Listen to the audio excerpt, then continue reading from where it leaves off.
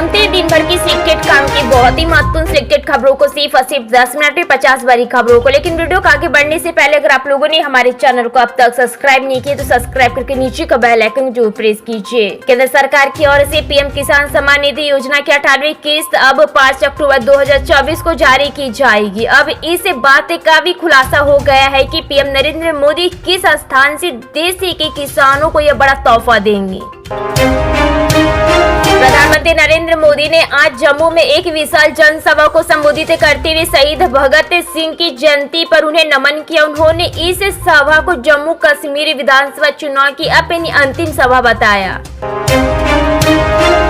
जुलाई 2024 में मनीष वर्मा ने जेडीयू की सदस्यता ली और 2 महीने बाद पार्टी के राष्ट्रीय महासचिव के तौर पर उन्होंने 2025 के लिए नीतीश कुमार के चुनावी अभियान की कमान संभाल ली है।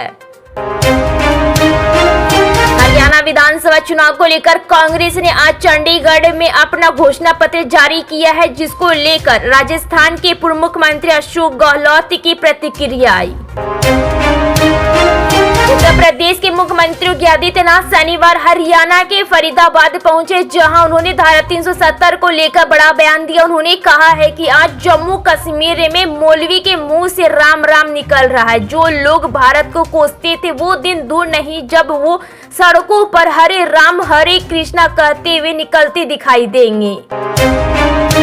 प्रधानमंत्री नरेंद्र मोदी ने जनसभा को संबोधित किया। इस दौरान उन्होंने कांग्रेस पार्टी समेत विपक्ष पर जमकर निशाना साधा। पीएम मोदी ने कहा है कि आज की जो कांग्रेस है वो पूरी तरह से शहरी नक्सलियों के कब्जे में है।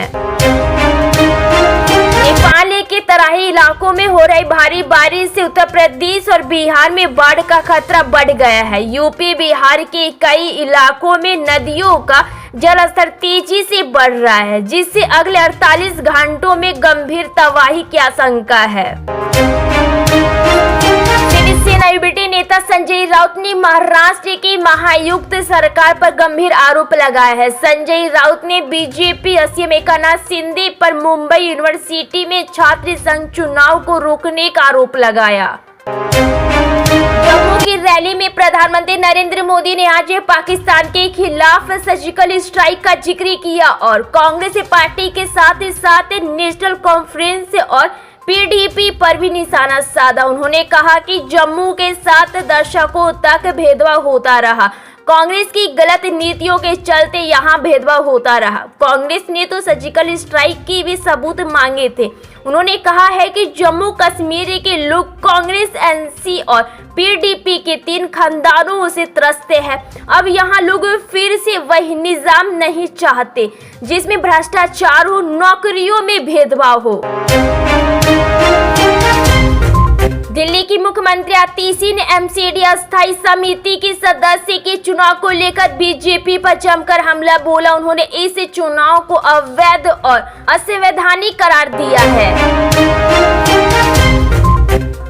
बेंगलुरु की एक अदालत ने केंद्रीय मंत्री निर्मला सीतारमण के खिलाफ एफआईआर दर्ज करने का आदेश दिया। दरअसल वित्त मंत्री अब बंद हो चुके चुनावी बॉन्ड के जरिए कथित तौर पर पैसे ऐंठने के आरोपों में ये आदेश दिया गया। दिल्ली सरकार कोरोना महामारी के दौरान अपनी जान गंवाने वाले 5 कोरोना योद्धाओं के परिवारों को 1 करोड़ रुपए की समान राशि देंगी। मुख्यमंत्री आतिशी ने इसे मंजूरी दी है। इस मौके पर सीएम आतिशी ने कहा है कि दिल्ली के कोरोना योद्धाओं ने महामारी के दौरान अपनी जान की परवाह किए बिना मानवता और समाज की रक्षा करने का काम किया और अपने जीवन की बलिदान दिया था। प्रधानमंत्री नरेंद्र मोदी ने कहा है कि जम्मू कश्मीर के लोग शांति चाहते हुए अपने बच्चों के बेहतर भविष्य के लिए भ्रष्टाचार, आतंकवाद से मुक्त सरकार की उम्मीद कर रहे हैं। भारतीय जनता पार्टी के राष्ट्रीय अध्यक्ष जेपी नड्डा कार्यक्रम आज बीजेपी कार्यालय में खत्म हो गया है। जेपी नड्डा पटना में बीजेपी की एक अहम बैठक में हिस्सा लिया।